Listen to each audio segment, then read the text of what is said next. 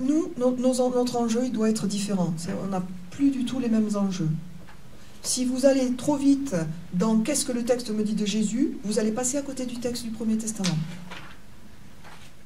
Et c'est assez logique, c'est-à-dire que si en lisant une lecture du texte, une lecture du Premier Testament, il fallait juste trouver une correspondance avec des épisodes de la vie de Jésus, un ordinateur peut le faire.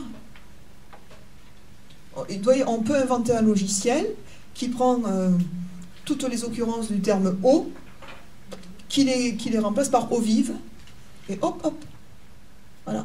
Vous avez fait une lecture christologique. C'est plus compliqué, une lecture chrétienne. C'est plus intérieur. Ça prend plus de temps.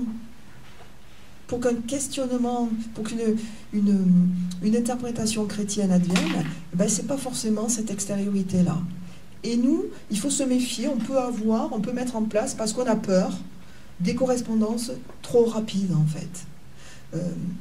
Il y a une session à Marseille, je crois que certains d'entre vous y étaient, il y avait une catéchète qui expliquait quelque chose d'assez marquant. Enfin, moi qui m'a marqué, elle travaillait avec des gamins de 4 ans, 5 ans, des petits, et elle parlait de l'arche de Noé. Et puis elle montre un PowerPoint avec des animaux. Donc il y avait l'éléphant, il y avait l'ours, bon, c'était petit, donc il y avait plusieurs animaux. Et puis un écureuil. Et puis elle dit, alors, c'est quoi ça? Chaque fois, elle disait, les gamins, ils voient un éléphant, ils disent, ah, un éléphant. Bon, l'écureuil, ils étaient bloqués. Alors elle dit, alors, mais c'est qui? C'est quoi?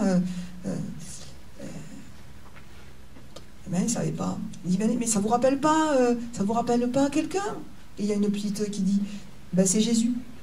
Elle avait tout compris. Elle avait compris, 5 ans. Elle avait compris qu'à un moment donné, il fallait plaquer Jésus dans le truc. Alors c'est tombé sur l'écureuil. Mais méfions-nous, parce que les gamins sont très très fins, donc si notre questionnement il est faux, ou il est trop rapide, ou si on ne rencontre pas vraiment l'altérité du texte, ils savent qu'ils vont nous faire plaisir. Alors, une fois, ils vont dire c'est gentil, il faut être gentil, et puis, si on n'est toujours pas satisfait, ils vont nous parler de Jésus. Et le mieux, c'est quand Jésus nous dit qu'il faut être gentil. Alors là, vous avez le summum de ce que vous pouvez atteindre. Voilà. Mais c'est pas eux, c'est nous, ça. Hein. Il faut vraiment pas se tromper. C'est notre posture qui induit ce genre de choses. Et quand c'est mis en place, eh ben, il faut pas mal de temps pour le déconstruire. Hein, pour comprendre qu'on a une liberté et qu'ils ont une liberté face au texte, il faut du temps.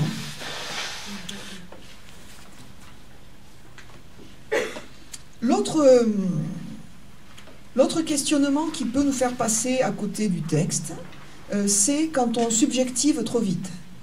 Ou subjectivise, je ne sais pas, trop vite.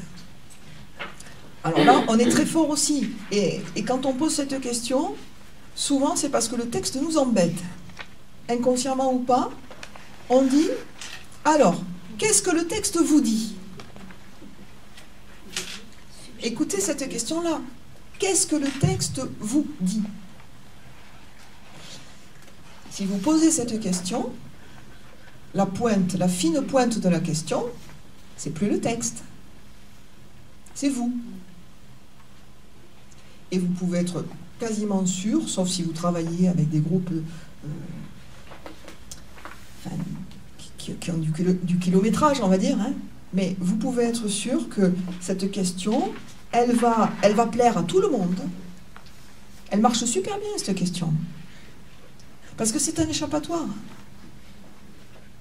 Et quand vous avez posé la question, eh bien, les gens ils vont vous parler de leur vie. Alors moi, ça me dit qu'effectivement, dans ma vie, le texte ne renvoie que ma vie. Et attention, les gens sont honnêtes quand ils disent ça. C'est la question qui a généré ça. Mais ils parlent de quoi? Ils ne parlent plus de leur rencontre avec le texte. Ils parlent d'eux. Et quand ils parlent d'eux, à partir de cette question-là, au fond, je vais être dur, hein, vous aurez le droit de ne pas être d'accord avec moi et d'en parler tout à l'heure, hein, mais au fond, ils ne disent que ce qu'ils savent déjà. Ils ne disent de même que ceux qu'ils savent déjà.